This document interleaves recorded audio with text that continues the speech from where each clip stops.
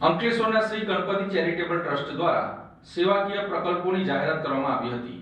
જાન્યુઆરીમાં લોક ડાયરો અને એપ્રિલમાં 11 કન્યાઓના સમૂહ લગ્ન યોજાશે।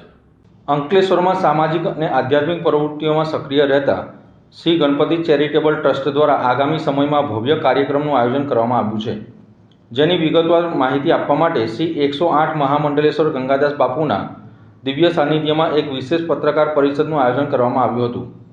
આ પત્રકાર પરિષદમાં ટ્રસ્ટના આગેવાનોએ જણાવ્યું હતું કે અયોધ્યા ખાતે નિર્મિત ભવ્ય શ્રીરામ મંદિરની પ્રાણ પ્રતિષ્ઠાને 2 વર્ષ પૂર્ણ થતા હોવાથી આ સુખદ અવસરે તેમજ વિનાયક ચતુર્થીના પર્વને અનુલક્ષીને આગામી તારીખ 22 જાન્યુઆરી 2026ના રોજ એક ભવ્ય લોક ડાયરાનું આયોજન કરવામાં આવ્યું છે।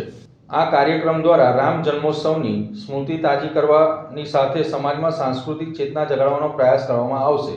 ટ્રસ્ટના સેવાકીય કાર્યોની શૃંખલાઓને આગળ ધપાવવા આગામી ઉનાળુ સિઝનમાં તારીખ 25 એપ્રિલ 2026ના રોજ 11 જરૂરિયાતમંદ કન્યાઓ માટે સમૂહ લગ્ન મહોત્સવનું પણ ભવ્ય આયોજન કરવામાં આવ્યું છે।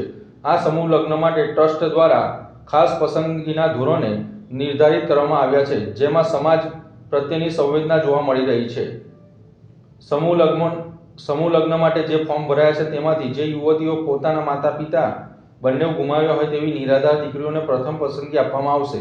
આ ઉપરાંત જે કન્યાના માતા અથવા પિતા બેમાંથી કોઈ એક જ હયાત હોય તેવા અર્ધ નિરાધાર પરિવારોને પણ અગ્રતા ક્રમમાં રાખવામાં આવશે। ટ્રસ્ટ દ્વારા મુખ્યત્વે સ્થાનિક સ્તરના પરિવારોને સહાયરૂપ થવાના આશયથી અંકલેશ્વર અને હાંસોટ તાલુકાના કાયમી રહેવાસીઓ હોય તેવા અરજદારો માટે આ મહોત્સવમાં પ્રાથમિકતા આપવાનો નિર્ણય લેવામાં આવ્યો છે।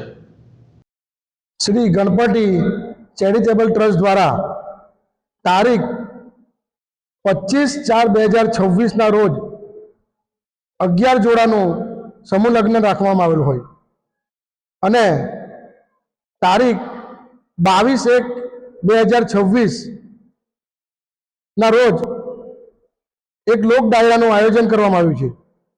વિનાયક ચતુર્થી હોય અને અયોધ્યામાં ભગવાન શ્રી રામ મર્યાદા પુરુષોત્તમનું પ્રાણ પ્રતિષ્ઠા થઈ હોય અને ભારતમાં ઉત્સાહભેર ઉજવાયું હોય એનું 1 વર્ષ પૂર્ણ થવા જઈ રહ્યું છે, તો આ દિવસે અમે એક ભવ્ય લોક ડાયરો યોજવા જઈ રહ્યા છીએ। આપ સૌને આ લોક ડાયરામાં આવવા માટે હું તમામ ભાવિ ભક્તોને આમંત્રણ પણ પાઠવું છું અને સર્વજ્ઞાતિ સમૂહ લગ્નમાં પણ સૌને હું જોડાવા માટે આમંત્રણ પાઠવું છું। જય શ્રી રામ, જય જય ગણેશ, જય ગણેશ।